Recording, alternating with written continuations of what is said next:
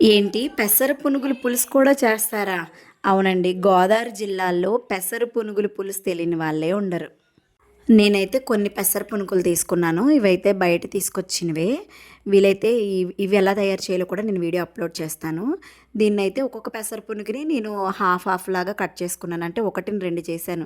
So that ఏంటంటే మంచిగా సాఫ్ట్‌గా కుక్ అవుతాయని. ఈలోగా పొయ్యి మీద బాండీ పెట్టుకొని దాంట్లో ఆయిల్ పోసి నేను ఒక పెద్ద ఉల్లిపాయని కొంచెం తురిమి పెట్టుకున్నాను. అలాగే 4 పచ్చిమిరపకాయలు కూడా వేసి మంచిగా వేగనిస్తున్నాననమాట. ఇందులోనే కొద్దిగా సాల్ట్, కొంచెం పసుపు కూడా వేసి మంచిగా వేగనిస్తున్నాను పచ్చి వాసన పోయేదాకా. ఈలోగా నేను ఒక పెద్ద టమాటాను కూడా తురిమి పెట్టుకున్నాను. అలాగే కొంచెం చింతపండును కూడా నానబెట్టి పెట్టేసుకున్నాను. అండ్ ధనియాలు అప్పటికప్పుడు దంచి పెట్టుకున్నాను. అలాగే చిన్న అల్లాన్ని తరిగి పెట్టుకున్నాననమాట. ఈ ఉల్లిపాయలు అవన్నీ కూడా బాగా వేగినాయి కదా! ఇందులో అల్లం ముక్కలు తరిగి పెట్టుకున్నాను కదా! అవి కూడా ఏసి మంచిగా వేగనివ్వాలనమాట. తర్వాత ఇందులో టమాటాలు కూడా తరిమి పెట్టుకున్నాం కదా! అది కూడా వేసి టమాటా అంతా మంచిగా వేగి సాఫ్ట్ అయ్యేదాకా మూత పెట్టుకొని వేగనివ్వాలి. దాని తర్వాత కొంచెం రుచికి సరిపడా అంటే నేను ఒక 2 స్పూన్స్ కారం వేశాను.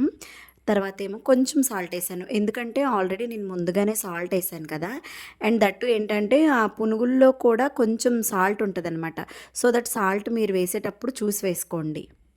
ఇప్పుడు ఇలా కుక్ అయిన మిశ్రమంలో మనం ముందుగా నానబెట్టుకున్నాం కదా చింతపండు, ఆ ప్యూరీని అయితే వేసేసుకోవాలి. వేసేసుకొని మొత్తం ఆ ఉల్లిపాయలు, టమాటా పేస్ట్‌లన్నిటికీ ఈవెన్‌గా స్ప్రెడ్ అయ్యేలాగా ఉంచి కాసేపు కుక్ చేసుకోవాలి. ఆయిల్ పైకి తేలుతుంది చూసారా?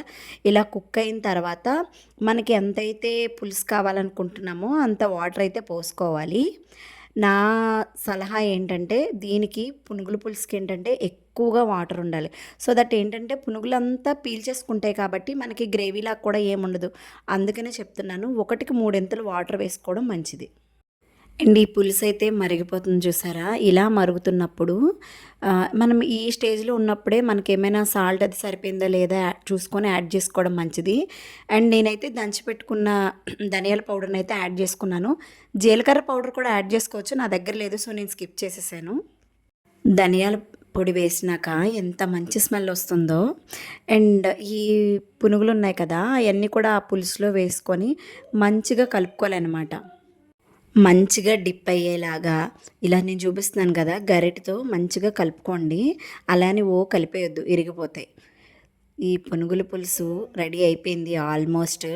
చివరాఖరిన కొంచెం ఒక పావు కట్టులాగా కొత్తిమీరని క్లీన్ చేసి, కట్ చేసి అలా స్ప్రెడ్ చేసుకున్నారనుకోండి దాని మీద, ఇంకా రుచి అమోఘమనమాట. వేడి వేడి అన్నంలో తింటే ఎంత బావుంటుందో. చాలామంది ఇందులో కొంచెం బెల్లం పొడి కూడా యాడ్ చేసుకుంటారు. నేనైతే స్కిప్ చేసేసాను. అండ్ ఇది మా ఇంట్లో మా అబ్బాయికి, మా ఆయనకి, మా అత్తగారికి కూడా ఫేవరెట్ అనమాట. మీకు ఈ వీడియో నచ్చినట్టయితే ఒకసారి ట్రై చేయండి. ఖచ్చితంగా బావుంటుంది. నిజంగా మీకు నచ్చినట్టయితే లైక్ చేయండి, షేర్ చేయండి, సబ్స్క్రైబ్ చేయండి. ఉంటాను మరి.